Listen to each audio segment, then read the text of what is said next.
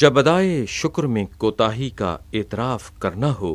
تو اس کے لیے سید الساجدین امام زین العابدین علیہ السلام نے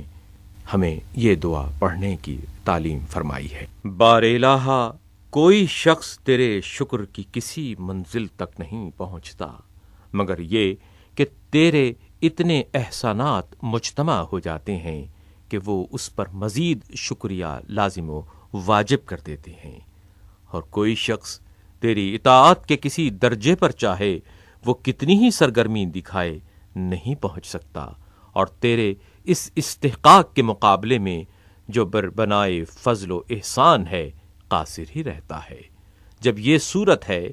تو تیرے سب سے زیادہ شکر گزار بندے بھی ادائے شکر سے عاجز اور سب سے زیادہ عبادت گزار بھی درماندہ ثابت ہوں گے۔ کوئی استحقاق ہی نہیں رکھتا کہ تو اس کے استحقاق کی بنا پر بخش دے یا اس کے حق کی وجہ سے اس سے خوش ہو۔ جسے تو نے بخش دیا تو یہ تیرا انعام ہے، اور جس سے تو راضی ہو گیا تو یہ تیرا تفضل ہے۔ جس عمل قلیل کو تو قبول فرماتا ہے اس کی جزا فراواں دیتا ہے، اور مختصر عبادت پر بھی ثواب مرحمت فرماتا ہے، یہاں تک کہ گویا بندوں کا وہ شکر بجا لانا جس کے مقابلے میں تو نے اجر و ثواب کو ضروری قرار دیا اور جس کے عوض ان کو اجر عظیم عطا کیا۔ ایک ایسی بات تھی کہ اس شکر سے دستبردار ہونا ان کے اختیار میں تھا، تو اس لحاظ سے تو نے اجر دیا کہ انہوں نے با اختیار خود شکر ادا کیا، یا یہ کہ ادائے شکر کے اسباب تیرے قبضہ قدرت میں نہ تھے اور انہوں نے خود اسباب شکر مہیا کیے جس پر تو نے انہیں جزا مرحمت فرمائی۔ ایسا تو نہیں ہے، بلکہ اے میرے معبود، اے بار الہا، تو ان کے جملہ امور کا مالک تھا قبل اس کے کہ وہ تیری عبادت پر قادر و توانا ہوں، اور تو نے ان کے لیے اجر و ثواب کو مہیا کر دیا تھا قبل اس کے کہ وہ تیری اطاعت میں داخل ہوں، اور یہ اس لیے کہ تیرا طریقہ انعام و اکرام، تیری عادت تفضل و احسان اور تیری روش عفو و درگزر ہے۔ چنانچہ تمام کائنات اس کی معترف ہے کہ تو جس پر عذاب کرے اس پر کوئی ظلم نہیں کرتا، اور گواہ ہے اس بات کی کہ جس کو تو معاف کر دے اس پر تفضل و احسان کرتا ہے، اور ہر شخص اقرار کرے گا اپنے نفس کی کوتاہی کا اس اطاعت کے بجا لانے میں جس کا تو مستحق ہے۔ اگر شیطان انہیں تیری عبادت سے نہ بہکاتا تو پھر کوئی شخص تیری نافرمانی نہ کرتا، اور اگر باطل کو حق کے لباس میں ان کے سامنے پیش نہ کرتا تو تیرے راستے سے کوئی گمراہ نہ ہوتا۔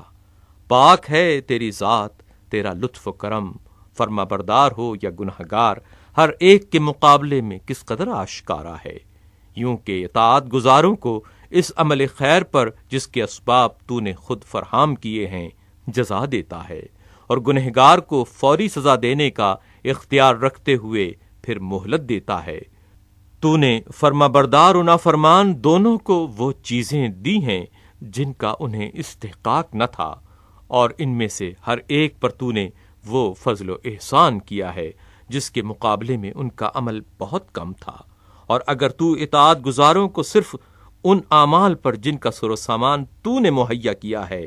جزا دیتا ہے تو قریب تھا کہ وہ ثواب کو اپنے ہاتھ سے کھو دیتا اور تیری نعمتیں اس سے زائل ہو جاتی، لیکن تو نے اپنے جود و کرم سے فانی و کوتاہ مدت کے اعمال کے عوض طولانی و جاودانی مدت کا اجر و ثواب بخشا، اور قلیل و زوال پذیر اعمال کے مقابلے میں دائمی و سرمدی جزا مرحمت فرمائی۔ پھر یہ کہ تیرے خوان نعمت سے جو رزق کھا کر اس نے تیری اطاعت پر قوت حاصل کی اس کا کوئی عوض تو نے نہیں چاہا، اور جن اعضاء و جوارح سے کام لے کر تیری مغفرت تک راہ پیدا کی اس کا سختی سے کوئی محاسبہ نہیں کیا، اور اگر تو ایسا کرتا تو اس کی تمام محنتوں کا حاصل اور اس کی کوششوں کا نتیجہ تیری نعمتوں اور احسانوں میں سے ایک ادنا و معمولی قسم کی نعمت کے مقابلے میں ختم ہو جاتا، اور بقیہ نعمتوں کے لیے تیری بارگاہ میں گروی ہو کر رہ جاتا، یعنی اس کے پاس کچھ نہ ہوتا کہ اپنے کو چھڑاتا تو ایسی صورت میں وہ کہاں تیرے کسی ثواب کا مستحق ہو سکتا تھا؟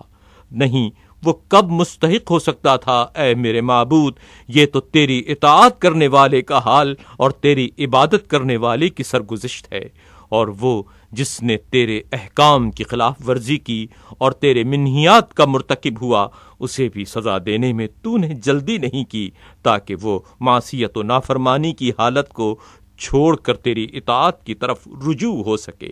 سچ تو یہ ہے کہ جب پہل اس نے تیری نافرمانی کا قصد کیا تھا، جب ہی وہ ہر اس سزا کا جسے تو نے تمام خلق کے لیے مہیا کیا ہے مستحق ہو چکا تھا، تو ہر وہ عذاب جسے تو نے اس سے روک لیا اور سزا و عقوبت کا ہر وہ جملہ جو اس نے تاخیر میں ڈال دیا، یہ تیرا اپنے حق سے چشم پوشی کرنا اور استحقاق سے کم پر راضی ہونا ہے۔ اے میرے معبود، ایسی حالت میں تجھ سے بڑھ کے کون کریم ہو سکتا ہے، اور اس سے بڑھ کے جو تیری مرضی کے خلاف تباہ و برباد ہو کون بدبخت ہو سکتا ہے؟ نہیں، کون ہے جو اس سے زیادہ بدبخت ہو؟ تو مبارک ہے کہ تیری توصیف لطف و احسان ہی کے ساتھ ہو سکتی ہے، اور تو بلندتر ہے اس سے کہ تجھ سے عدل و انصاف کے خلاف کا اندیشہ ہو۔ جو شخص تیری نافرمانی کرے، تجھ سے یہ اندیشہ ہو ہی نہیں سکتا کہ تو اس پر ظلم و جور کرے گا، اور نہ اس شخص کے بارے میں جو تیری رضا و خوشنودی کو ملحوظ رکھے تجھ سے حق تلفی کا خوف ہو سکتا ہے۔ تو محمد اور ان کی آل پر رحمت نازل فرما، اور میری آرزوؤں کو برلا، اور میرے لیے ہدایت و رہنمائی میں اتنا اضافہ فرما کہ میں اپنے کاموں میں توفیق سے ہمکنار رہوں، اس لیے کہ تو نعمتوں کا بخشنے والا اور لطف و کرم کرنے والا ہے۔